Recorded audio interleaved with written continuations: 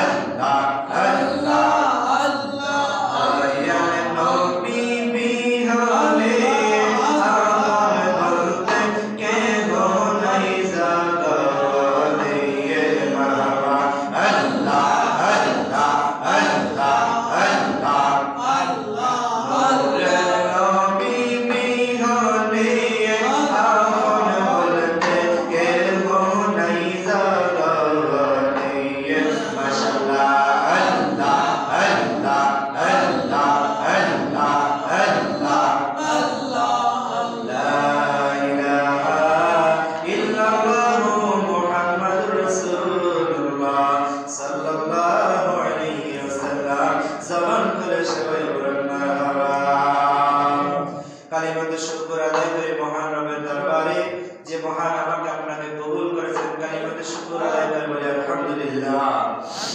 আর জোরে বলেন আলহামদুলিল্লাহ। লাখ কোটি দরুদ সালাম দিয়া নবীর কদমে আল্লাহ যেন কবুল করে বলেন আমিন। আর জোরে বলেন আমিন। আমি যে জিকিরের মধ্যে বলেছি আমার জায়গা হইব নি আমার মরার আশার জায়গা মসজিদের পাশে আমায় কবর দিয়ে কইরা জোরে জোরে কন্না আল্লাহু আকবার। আর জোরে কন্না আল্লাহু আকবার। আমার ভাইরা বন্ধুরা বাবারা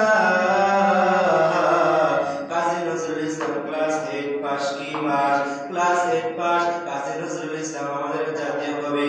ওই কাজী নজরুল ইসলাম লিখেছে আমার কবর দিও আমার মসজিদের পাশে যেন আমি কবর থেকে যেন আমার ওই মসজিদের পাশে কবর দিলে মসজিদ থেকে যেন আমি তোমার আওয়াজ শুনতে পাই মসজিদ থেকে যেন আমি আযানের ধ্বনি শুনতে পাই। জোরে জোরে বলেন সুবহানাল্লাহ। এই জন্য বলেছে আমার জায়গা হইবনি আমার মরা লাশের জায়গা মসজিদের পাশে আমায় কবর দিও কইরা।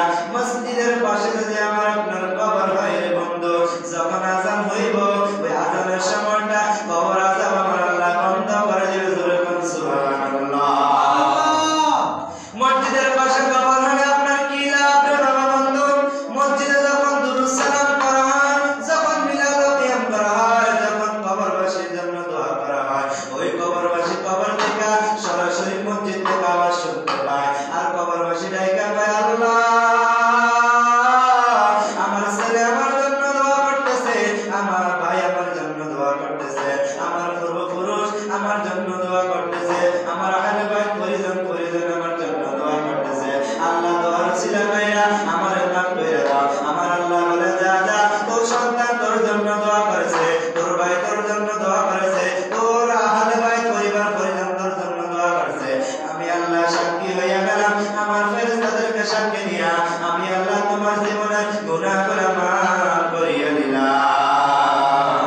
জোরে আল্লাহু আকবার। এজন্য বলছে মসজিদের পাশে আমায় কবর দিও কইরা। আমরা যখন মানুষের কবর করতে যাই মাটিগুলা কইরা আমরা গর্ত কইরা আমরা তারপরে আমরা মানুষকে কবর দেই। বলুন ঠিক না বেটি? আর বলুন ঠিক না বেটি? আমার ভাইরা বাবারা বন্ধুরা আমার আমি যেদিন যাবো মাইরা দুনিয়া ছাড়িয়া জামা কাপড় সবাই আমায় নিবেরে খুলিয়া চারজনে চার কান্দে নিয়া নিবেরে কবর শোয়া জবান করে সবাই বলেন আল্লাহু আকবার। জোরে বলেন আল্লাহু আকবার।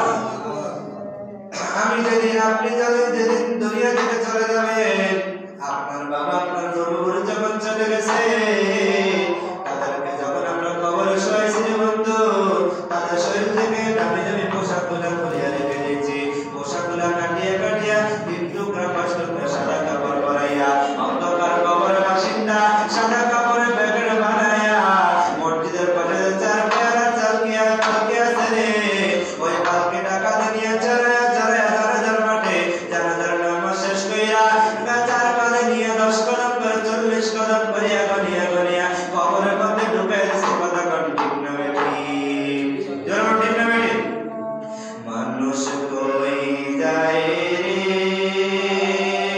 দুনিয়া ছাড়িয়া মসজিদের ওই পালকি আনা দোলাদ সাজায়া মানুষ কই যায় রে বলুন মানুষ কই যায় রে দুনিয়া ছাড়িয়া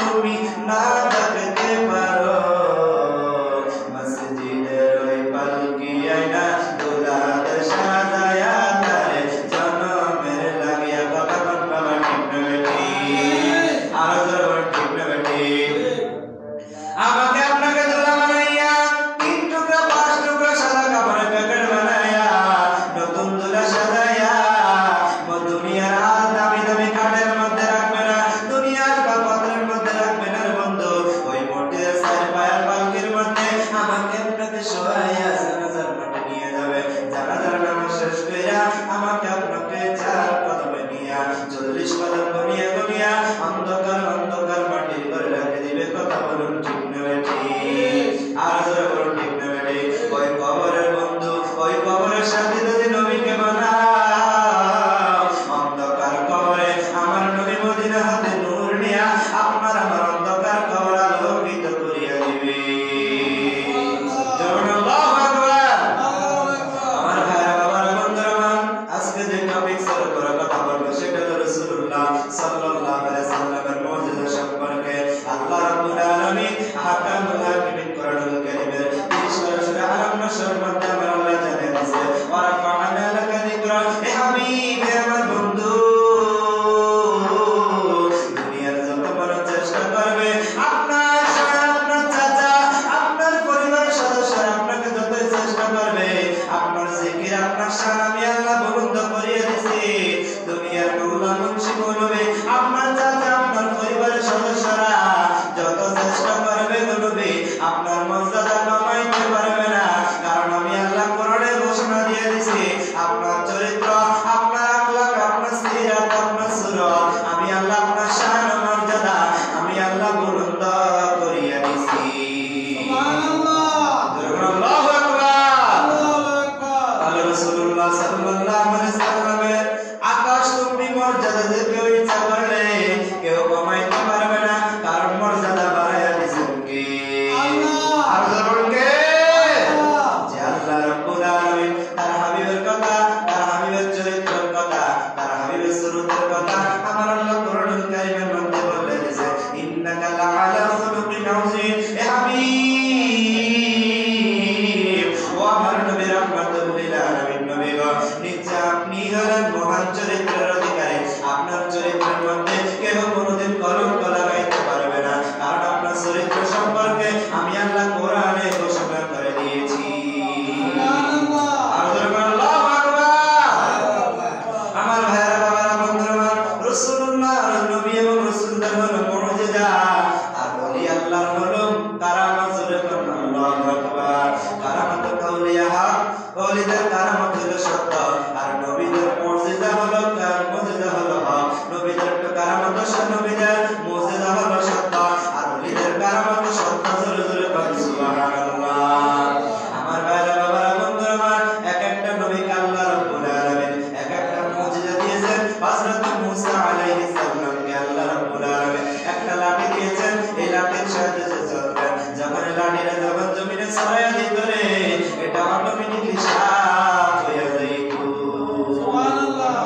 আল্লাহু আকবার। হযরত ঈসা আলাইহিস সালাম কেমন মুজিজা দিয়েছেন? কোন কবরের সামনে যদি যাইয়া মূসা আলাইহিস সালাম, ঈসা নবী যখন বলতো কুম বিইজনিল্লাহ, ওই কবরবাসীটা মরা মানুষটা কবর থেকে জিন্দা হইয়া দাঁড়াইয়া যাইত। সুবহানাল্লাহ। আল্লাহু আকবার। আমার আপনার নবীরে আমার আল্লাহ এমন মর্যাদা দিয়েছেন বন্ধু, যে নবী যা যখন যা চাইছে আল্লাহর দরবারে আমার আল্লাহ রাসূলুল্লাহ সাল্লাল্লাহু আলাইহি সাল্লামের মনের আশা, মনের ব্যক্ত মুজিজা আমার আল্লাহ পূরণ করিয়ে দিয়েছে। রাসূলুল্লাহ সাল্লাল্লাহু আলাইহি সাল্লামের মুজিজার মধ্যে সর্বশ্রেষ্ঠ মুজিজা হলো আল কোরআন। 30 পারা কোরআনুল কারীম। জোরে জোরে বলুন আল্লাহু আকবার। যে কোরআনের মধ্যে আপনি যা চাইবেন, যে সমস্যার সমাধান চাইবেন, আপনার মানব জীবন, রাষ্ট্রীয় জীবন, সামাজিক জীবন, পারিবারিক জীবন, যে কোন আপনি যেভাবে চলবেন, যেভাবে আপনি খাইবেন, কিভাবে আপনি ঘুমাইবেন, সব কিছু আল্লাহর কোরআনুল কারীমের মধ্যে আমার আল্লাহ 30 পারা কোরআনের মধ্যে ঘোষণা দিয়ে দিয়েছে। বিস্তারিত আমার আল্লাহ 30 পারা কোরআনে নাযিল করে দিয়েছেন। সুবহানাল্লাহ। এই জন্য কোরআনকে বলা হয় ইসলামের পূর্ণাঙ্গ জীবন ব্যবস্থার নাম হলো আল কোরআন। আল কোরআন। জোরে বলুন সুবহানাল্লাহ। আজকের কোরআন যদি সংবিধানে থাকতো, রাষ্ট্রের মধ্যে থাকতো, তাহলে রাষ্ট্রের মধ্যে অরাজকতা চলবে না, রাজনৈতিক কারণে চলবে না। আমার সমাজে, আমার পরিবারে, আমার মহল্লা, আমার ঘরে, আমার নিজের ভিতরে যদি আল্লাহর কোরআনুল কারীমের 30 পারার যদি কোরআন 30 পারা থাকতো, তাহলে কখন আমরা বেনামাজি হইতে পারতাম না, কখন আমরা দাড়ির মধ্যে ফুল লাগাইতে পারতাম না, কখন আমরা রাসূলের সুন্নতের আমলটা আঘাত করতে পারতাম না। কথা বল ঠিক না বেঠিক? এক মুসলমান আর এক মুসলমানকে আমরা কখনো মারতে পারতাম না, সুন্নিতের দরবারগুলা, মাজারগুলা কখনো বাঁধতে পারতো না, কারণ তাদের মধ্যে যদি সঠিক রূপে যদি কোরআনুল কারীম থাকতো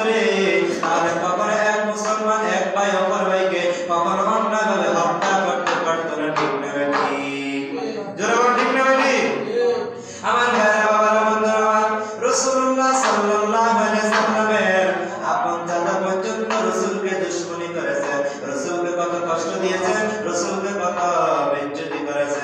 কিন্তু আল্লাহ বলে বন্ধু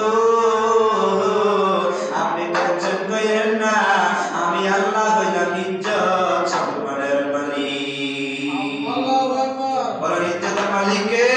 আল্লাহ। বলে আমি আল্লাহ হইলাম ইজ্জতের মালিক, আমি আল্লাহ হইলাম বেইজ্জতের মালিক। আমি আল্লাহ যাকে ইচ্ছা করি তাকে ইজ্জত দেই, আমি আল্লাহ যাকে ইচ্ছা করি সম্মান দেই, আমি আল্লাহ যাকে ইচ্ছা করি তাকে আমি আল্লাহ বেইজ্জতি করে দেই। কথা কষ্ট করে দেই, কারণ এটা হলো আমি আল্লাহর হাতে। কাউকে সম্মান দেব, কাউকে ইজ্জত দেব, কাউকে বেইজ্জত করব, এই কারণ এটা আমি আল্লাহ নিজে করে দিল। আল্লাহু আকবার। আর বলুন আল্লাহু আকবার। আমার ভাইরা বাবারা বন্ধুরা আমার, রাসূলুল্লাহ সাল্লাল্লাহু আলাইহি সাল্লামের মর্যাদা কেমন? আকাশ চুম্বি মর্যাদা। আল্লাহর নবী সাল্লাল্লাহু আলাইহি ওয়াসাল্লাম আবু জাহেল বলে আমার ভাতিজা মুহাম্মদ আমাদের বাপ দাদা ধর্মের মধ্যে সুলকানি লাগাইছে, আমাদের বাপ দাদা ধর্মের মধ্যে সুলকানি লাগাইছে, সহ্য করতে পারি না, সহ্য করতে পারি না। আমরা হইলাম ইহুদি নাসারা খ্রিস্টান, আমাদেরকে আমাদের কাছে আমাদের ধর্মে আমাদের সমাজে আমাদের গোত্রে আমাদের বগরে আমাদের বংশের মধ্যে আখিরি নবী আল্লাহ পাঠিয়ে দিয়েছে। সে যে কোরআনের দাওয়াত দেয় সেটা কোথায় পাইছে? আমাদের বাপ দাদার ধর্মের মধ্যে সুলকানি লাগাই দিচ্ছে। না না না, আমরা সহ্য করতে পারবো না, সহ্য করতে পারবো না, সহ্য করতে পারবো না। আমার ভাইরা বাবারা বন্ধুরা, বাদশা হাবিব বিন মালিককে দাওয়াত দিল, হে বাদশা হাবিব বিন মালিক আপনাকে আমি আমন্ত্রণ করলাম। কেন?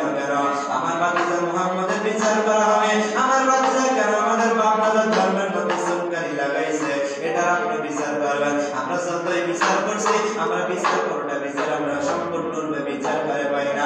এবার হাবিব বিন মালিক আবু জাহেল চিঠি দিল, দাওয়াত করলো, আমন্ত্রণ কইরা হাবিব বিন মালিককে দাওয়াত করার পরে মুহাম্মদ সাল্লাল্লাহু আলাইহি সাল্লামকে জানানো হলো, হে মুহাম্মদ, হে আমার ভাতিজা আগামী কাল অমুক দিন অমুকটার সময় অমুক জায়গায় মিটিং আছে, মিছিল আছে, এখানে তোমাকে আমরা কিছু প্রশ্ন করব।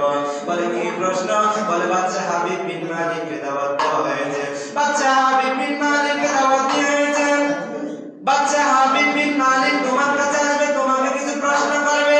যদি তুমি সঠিকভাবে প্রশ্নের উত্তরগুলো দিতে পারো রে, বাদশা হাবিব বিন মালিক তার রাজা প্রজা যা আছে সৈন্য, এবং আমি আবু জাহেল আমার সৈন্য দলবল আছে, সমস্ত কিছু নিয়ে তুমি মুহাম্মদের হাতে ইসলাম ধর্ম গ্রহণ করে ফেলবো। সুবহানাল্লাহ। আল্লাহু আকবার। আল্লাহু আকবার। বারবার ঠিক কথা চাচা, আমি দাওয়াত কবুল করলাম, আলহামদুলিল্লাহ। যখন কেউ আপনাকে দাওয়াত দিলে তখন সুন্নাত ধরো, দাওয়াত দেওয়ার সাথে সাথে বলবেন আলহামদুলিল্লাহ, জোরে জোরে বলবেন সুবহানাল্লাহ। আমার ভাইরা বাবারা বন্ধুরা আমার, হাবিব বিন মালিক আসার সময় হয়ে গেল। এবার হাবিব বিন মালিক হলো বাদশা। আবু জাহেল এবার একটা স্বর্ণের চেয়ার বানাইলো, একটা রূপার চেয়ার বানাইলো। স্বর্ণের চেয়ারের মধ্যে বাদশা হাবিব বিন মালিককে বসতে দিবে, আর যে রূপার চেয়ার আছে রূপার চেয়ারের মধ্যে সেই আবু জাহেল বসবে। মন সাজাইলো, স্টেজ সাজাইলো। আবু বকর সিদ্দিক রাদিয়াল্লাহু তাআলা আনহু রাস্তার পাশ দিয়ে যাচ্ছে। আবু বকর সিদ্দিক রাদিয়াল্লাহু তাআলা আনহু দেখলেন কি সুন্দর করে মঞ্চ সাজাইলো, স্টেজ সাজাইলো। স্টেজের মধ্যে মাত্র কয়টা চেয়ার? দুইটা। আবার কয়টা? একটা হলো সামনের চেয়ার তাদের প্রধান অতিথি বাদশার জন্য, হাবিব বিন মালিকের জন্য। দুই নাম্বার হলো রূপার চেয়ার আবু জাহেলের জন্য। আবু বকর সিদ্দিকের দৃশ্য দেখা রাসূলের দরবারে এসে বলে, ইয়া রাসূলুল্লাহ, ইয়া হাবিবাল্লাহ,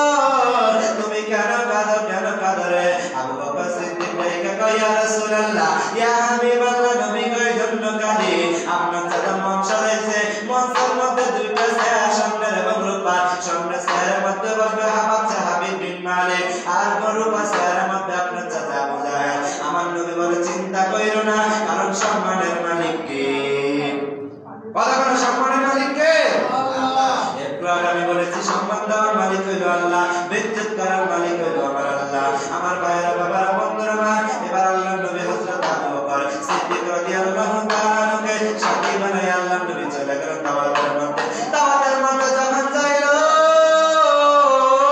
দাওয়াতের মধ্যে যখন প্রধান অতিথি দৃষ্টিতে উঠলো রে প্রধান অতিথি নজর দিয়ে দেখতেছে সামনের এবং উপরে যে দুইটা চেয়ার আছে রে ওই দুইটা চেয়ারের মধ্যে বড় একটা সাপ পানা দিয়ে বসে রয়েছে জোরে জোরে কন্যা আল্লাহু আকবার আর জোরে আল্লাহু আকবার কি বসে আছে সাপ বসে আছে বাচ্চা হাবিব বিন মালিক কে বলা হয় হে আবু জাহেল বলতেছে হে বাচ্চা হাবিব বিন মালিক আপনি চেয়ারের মধ্যে বসেন বাচ্চা বলে আপনি কি আমাকে অপমান করলেন নাকি আপনি কি আমাকে দাওয়াত দিয়ে অপমান করলেন নি বলে কি অপমান বলে আপনি আমাকে দাওয়াত দিয়েছেন প্রধান অতিথি আসলে আমাকে বসাইবেন আমার জন্য সামনে চেয়ার বানাইলেন কিন্তু আপনি কত বড় নিমুখারাম আমার সাথে বেইমানি করলেন আপনি আমার জন্য চেয়ার প্রধান অতিথি চেয়ার সামনে চেয়ার রাখলেন ওই চেয়ারের মধ্যে আনাম একটা বড় অজগর সাপ বসাই দিয়েছেন জোরে জোরে নাউজুবিল্লাহ এবার বাচ্চা বলে কোথায় সাপ বলে ওই যে চেয়ারের মধ্যে সাপ আবু জাহেল বলে আমি তো দেখি না বলে দুইটা চেয়ার আছে দুইটা চেয়ারের মধ্যে বিষাক্ত সাপ পানা দিয়ে দাঁড়ায় রয়েছে আমি যদি বসে এই চেয়ারের মধ্যে সাপ আমাকে ধ্বংস করে জোরে জোরে আল্লাহু আকবার তখন হঠাৎ নজর দিয়ে দেখতেছে আল্লাহর নবী সাল্লাল্লাহু আলাইহি সাল্লাম ওই অনুষ্ঠানের মধ্যে আল্লাহর নবী হাজির হয়ে গেছে এবার আবু জাহেল লাইকা মানে এটা মুহাম্মাদের জাদুর কাজ জোরে জোরে নাউজুবিল্লাহ আর জোরে নাউজুবিল্লাহ বলতেছে মুহাম্মাদের জাদু দিয়া কি করছে এখানে সাপ বসে দিয়েছে যেন আমরা চেয়ারের মধ্যে না বসতে আমার ভাইয়েরা বাবারা বন্ধুরা আমার দেখেন রাসূলুল্লাহ সাল্লাল্লাহু আলাইহি সাল্লামের কেমন মুজিজা আমার নবী এবার কি করলো ওই প্যান্ডেলের মধ্যে নিচের মধ্যে বসার জন্য রেডি হয়ে গেল আবু বকরকে নিয়ে যখন প্যান্ডেলের মধ্যে যখন বসার জন্য রেডি হয়ে গেল বাদশা হাবিব বিন মালিক ডাইকা বলে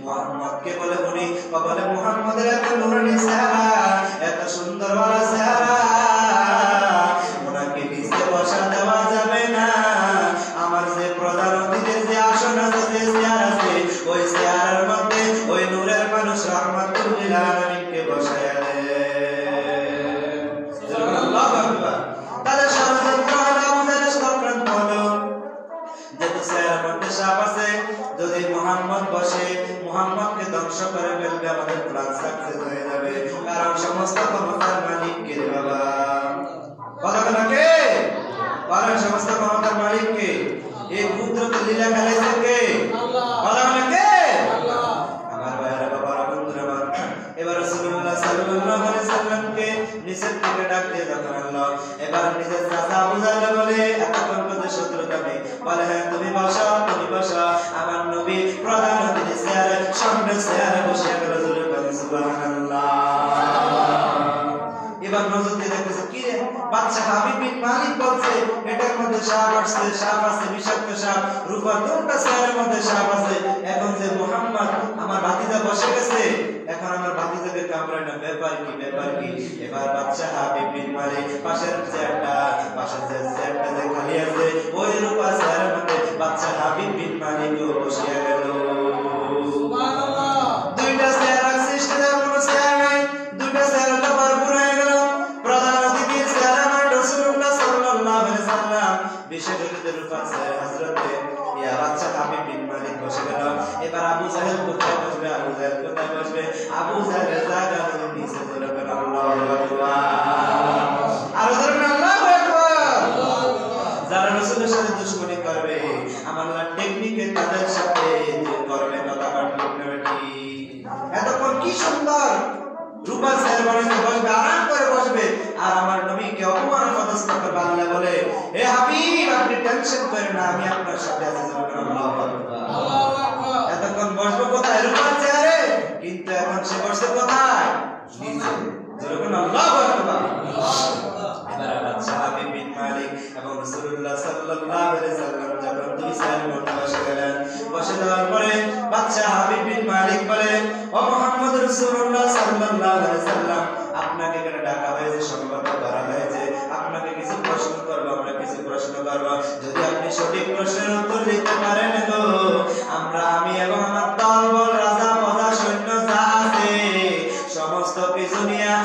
হাতে কালেমা গ্রহণ করে মুসলমান হয়ে যাব।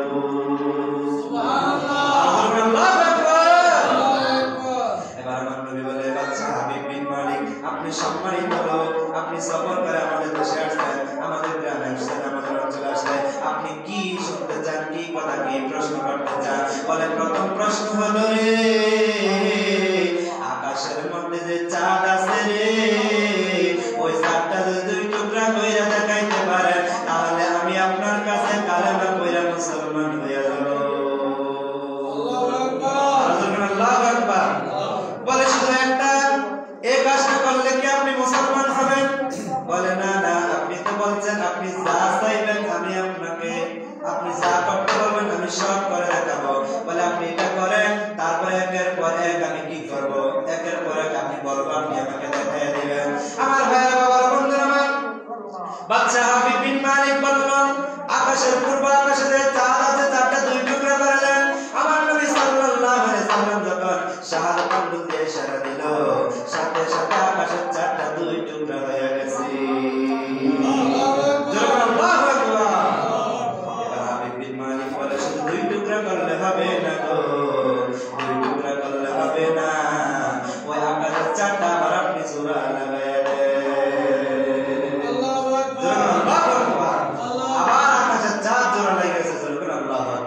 বাদশা হাবিব বিন মালিক বলে, এখানে শেষ না, এখানে শেষ না, ও আখির নবী মুহাম্মদ রাসূলুল্লাহ সাল্লাল্লাহু আলাইহি সাল্লাম, এখানে শেষ না নবী, এখানে শেষ না। ওই দিনের বেলা যে পূর্ব আকাশে যে সূর্য উঠছে, পশ্চিম আকাশে যাইয়া যে ডুবছে গো, ওই সূর্যটা আবার যদি আপনি পূর্ব আকাশে উঠাইয়া আবার দিনের মতো সূর্যের আলো দেখাইতে পারেন, তাহলে আমি আপনার কাছে মুসলমান হয়ে যাব। ইশারা করলো রে, সাথে সাথে পূর্ব আকাশে আবার আমার আল্লাহ সূর্য উঠাইয়া দিয়েছে। আমার ভাইরা বাবারা বন্ধুরা, এই সমস্ত মুজিজাকে তারপর প্রশ্ন করলো হাবিব বিন মালিক, প্রশ্ন করলো, হে মুহাম্মদ রাসূলুল্লাহ সাল্লাল্লাহু আলাইহি সাল্লাম, আপনি যে কোরআনের দাওয়াত দেন, এই কোরআনের একটা বাড়ি আছে, আমার একটা বাড়ি আছে, আপনার একটা বাড়ি আছে, সকল মানুষের একটা বাড়ি আছে। আপনি যত বিল্ডিং বানাই না কেন, যত টাইলস দিয়ে বিল্ডিং বানাই না কেন, যত ছাদ দিয়ে বিল্ডিং বানাই, যত কারুকাজ করে নকশা করে আমরা ঘর বানাই না কেন, এটা আমার আপনার আপন ঘর না, এটা আমার আপনার আসল ঘর না। আসল ঘর হলো কবর, কবর কথা ঠিক জোরে আপনি লক্ষ লক্ষ টাকা দিয়ে বিল্ডিং বানান, আসবাবপত্র কিনেন, মরার পরে আপনার ছেলে আপনাকে এক সেকেন্ডের জন্য রাখবে না, নিচে নামাইয়া ফেলবে, আপনার শরীরের দামি দামি পোশাক গুলা খুলিয়ে ফেলবে, আপনাকে একটা কাপড় দিয়ে ঢাকনা দিয়ে দিবে। মসজিদের ইমাম সাহেবকে বস করবে, ইমাম সাহেব ভয় লাগে বাবার পাশে রাখতে থাকবে, কথা ঠিক। মানুষ মারা যাওয়ার পরে নিজের আপন সন্তান ধারা থাকে না, আপন স্ত্রী যার জন্য এত কষ্ট করলো, যে ছেলের জন্য বাড়ি করলো, ধারণ করলো, সম্পদ করলো, যে মেয়ের জন্য কত কিছু করলো, ওই মেয়ে বলে ভয় লাগে, ওই ছেলে বলে ভয় লাগে, ওই স্ত্রী বলে ভয় লাগে। মসজিদের ইমাম সাহেবকে ভাড়া কইরা কুরআনুল কারীম তেলাওয়াত করেন। আপনি চিন্তা করেন বাবা, আপনি সন্তানের জন্য কত কিছু করলেন, আপনি আপনার স্ত্রীর জন্য কত কিছু করলেন, ওই মরার পরে আপনার স্ত্রী আপনার কাছে 4 ঘন্টা 3 ঘন্টা থাকতে পারে না, ভয় লাগে, ঠিক না ভাই? যারা ঠিক না ভাই? আর ইমাম সাহেব হুজুরকে দোয়া দিয়ে বানাইছে, ইমাম সাহেব হুজুরকে ভয় করে না, করেনি? কথা করেনি? আপনি যেমন মানুষ, আপনার মাথার আগে চুলের আগা থেকে পায়ের তলা পর্যন্ত যা আছে আমারও তো তা আছে, ঠিক না ভাই? আপনি যদি ভয় পান, ইমাম সাহেবকে ভয় পায় না, কারণ ইমাম সাহেব কোরআন এবং হাদিস পড়ছে, কথা বলেন ঠিক না ভাই? আপনার কাছে যেমন ভয় লাগে, একটা ইমাম সাহেবের কাছে তো তেমন ভয় লাগে, এটা তার লোহা দিয়ে একটা ইস্টেমাল দিয়ে বানানো। আপনি যেমন রক্তে কষ্ট করা মানুষ, এটা আমিও তো রক্তে করা মানুষ, কথা বলেন ঠিক না ভাই? আমার ভাইরা বাবারা বন্ধুরা আমার, যে সন্তান জন্য এত কিছু করলেন, এই সন্তান আপনাকে পালাইয়া দিয়ে চলে যাবে, আপনাকে কবরস্থ কবরের মধ্যে ঢুকে চলে আসবে। আমার নবী বলে, ও আম্মা, আমি নবীকে যদি আপন বানাইতে পারো, মরণে কবরে হাসরে ফুলসারাতে আমি নবীর প্রত্যেকটা ঘাটিতে তোমার বিপদের কালে মুক্তির কারণ হয়ে দাঁড়াবো। আল্লাহু আকবার, আল্লাহু আকবার। তাহলে রাসূলকে ভালোবাসার দরকার আছে না নাই? জোরে বলেন আছে না নাই? এবার বাদশা হাবিব বিন মালিক প্রশ্ন করলেন, মুহাম্মদ, কোরআনের কোরআনের বাড়ি হলো লাউহে মাহফুজে। সুবহানাল্লাহ। এই কোরআনের দাওয়াত যে আপনি দেন, এই কোরআনটা কবে নাযিল হয়েছে, কোন সময় নাযিল হয়েছে? আমার নবী সাল্লাল্লাহু আলাইহি ওয়াসাল্লাম রাসূলের এটা রমজান মাসে নাযিল হয়েছে। বাচ্চা হাবিব বিন মালিক প্রশ্ন করল, মুহাম্মদ আপনি যে কোরআনটা, আপনি যে কোরআনের দাওয়াত দেন, এই কোরআন কি দিন আর রাতে নাযিল হয়েছে? তখন আমার নবী সাল্লাল্লাহু আলাইহি ওয়াসাল্লাম হাবিব বিন মালিকের প্রশ্নের উত্তর দিয়ে জানিয়ে দিয়েছে, এই কোরআন আমার আল্লাহ সবে কথা রাত দিনে নাযিল করেছে। আমার নবীকে যা প্রশ্ন করা হয়, হাবিব বিন মালিকের প্রশ্নের উত্তর পেয়ে যায়। হাবিব বিন মালিক বলে, ইয়া রাসূলুল্লাহ, ইয়া হাবিবাল্লাহ, নবী গো আর প্রশ্ন করব না, আর আপনার উত্তর দেওয়া লাগবে না।